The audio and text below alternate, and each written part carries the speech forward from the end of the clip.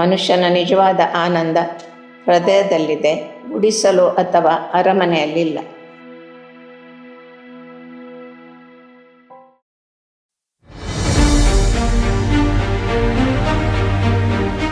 ಶ್ರೀ ಕ್ಷೇತ್ರ ಧರ್ಮಸ್ಥಳ ಗ್ರಾಮಾಭಿವೃದ್ಧಿ ಯೋಜನೆ ಸ್ವ ಉದ್ಯೋಗದ ಕನಸು ಕಂಡ ಹಲವು ಹೆಣ್ಣು ಮಕ್ಕಳ ಬಾಳದಾರಿಗೆ ಬೆಳಕಾಗಿದೆ. ಅಂತಹ ಹೆಣ್ಣು ಮಕ್ಕಳ ಸಾಲಿನಲ್ಲಿ ಹರಕೆರೆಯ ಶಾರದಮ್ಮನವರು ಒಬ್ಬರು. ತನ್ನ ಮಾನಸಿಕ ಒತ್ತಡದ ಪರಿಸ್ಥಿತಿಯಿಂದ ಹೊರಬರಲು ಎಂಬ ಕಾರಣಕ್ಕಾಗಿ ಆರಂಭಿಸಿದ ಸಣ್ಣ ಮಟ್ಟದ ಸಾಂಬಾರು ಪುಡಿ ವ್ಯಾಪಾರ ಇಂದು ಗೃಹ ಉತ್ಪನ್ನಗಳ ಪುಟ್ಟ ಉದ್ಯಮವಾಗಿಯೇ ಬೆಳೆದು ನಿಂತಿದೆ. ಶಾರದಮ್ಮನವರು ಗೃಹ ಉತ್ಪನ್ನವಾಗಿ ತರಹೇವಾರಿ ಹಪ್ಪಳ, ಸಂಡಿಗೆ, ಮಸಾಲೆಯ ವೈವಿಧ್ಯಮಯ ಪುಡಿಗಳು, ಚಕ್ಕುಲಿ, ನಿಪ್ಪಟ್ಟು ಹಾಗೂ ಇತರ ತಿಂಡಿಗಳನ್ನ ಶುಚಿರುಚಿಯಾಗಿ ತಯಾರಿಸಿ ಮಾರಾಟ ಮಾಡುತ್ತಾರೆ.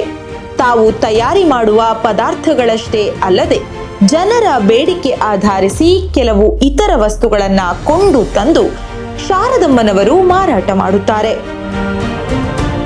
ನಾನು ಈ ಊರಿಗೆ ಬಂದ ಟೈಮಲ್ಲಿ ಸ್ವಲ್ಪ ನನಗೆ ಹುಷಾರಿಲ್ದಂಗೆ ಆಯಿತು. ಆ ಟೈಮಲ್ಲಿ ನಮ್ಮ ಓನರ್ ಇದ್ದರು, ಇವ್ರಿಗೆ ಏನಾರ ಬಿಸ್ನೆಸ್ ಮಾಡೋಕ್ಕೆ ಎಲ್ಪ್ ಮಾಡಿ, ಆ ಕಡೆ ಹೋಗುತ್ತೆ ಮೈಂಡು ಅಂತ ಹೇಳ್ದಂಗೆ. ಅವಾಗ ನಾವು ಹಿರೂರು ಮಾದಾಪುರದಲ್ಲಿ ಇದ್ವು. ಅಲ್ಲಿ ಸಂಘದಿಂದ ಇದೊಂದು ಮಾಡ್ತಾಯಿದ್ವು. ಸಂಘದಲ್ಲಿ ಗ್ರೂಪಲ್ಲೇ ಮಾಡ್ತಾಯಿದ್ವಿ ಹಿರೂರು ಮಾದಾಪುರದಲ್ಲಿ.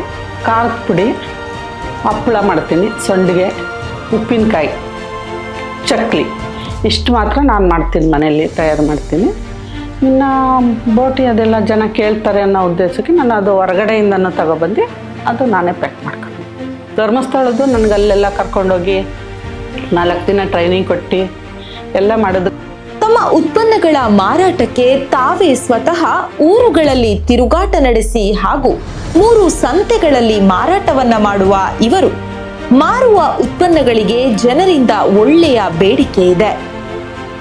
ಈ ಉದ್ಯಮಕ್ಕೆ ಬೇಕಾದ ಸೃಜನಶೀಲತೆಯನ್ನ ಯೋಜನೆಯ ಒಡನಾಟದಲ್ಲಿ ಪಡೆದುಕೊಂಡಿರುವ ಶಾರದಮ್ಮನವರು ಯೋಜನೆಯು ತನ್ನ ಬದುಕು ಬದಲಾಯಿಸಿದ ಬಗ್ಗೆ ಪ್ರೀತಿ ತುಂಬಿ ಮಾತನಾಡುತ್ತಾರೆ.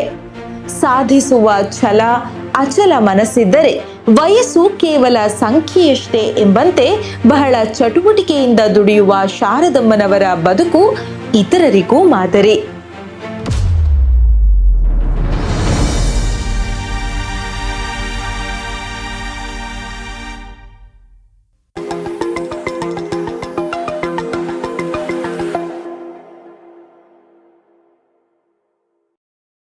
ಜ್ಞಾನವಿಕಾಸ ಯೂಟ್ಯೂಬ್ ವಾಹಿನಿಯ ಸಮಸ್ತ ವೀಕ್ಷಕರಿಗೂ ನಮಸ್ಕಾರ.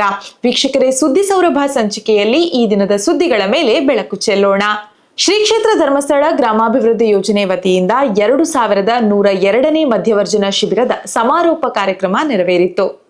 ಯೋಜನೆಯ 2102ನೇ ಮಧ್ಯವರ್ಜನ ಶಿಬಿರದ ಸಮಾರೋಪ ಸಮಾರಂಭವು ಗುರುವಾಯನಕೆರೆಯ ಯೋಜನಾ ಕಚೇರಿ ವ್ಯಾಪ್ತಿಯ ಗರಡಾಡಿಯಲ್ಲಿ ನೆರವೇರಿತು. ಸಮಾರಂಭದಲ್ಲಿ ಬೆಳ್ತಂಗಡಿ ತಾಲೂಕಿನ ಶಾಸಕರಾದ ಶ್ರೀಯುತ ಹರೀಶ್ ಪೂಂಜಾ ಅವರು ಉಪಸ್ಥಿತರಿದ್ದರು.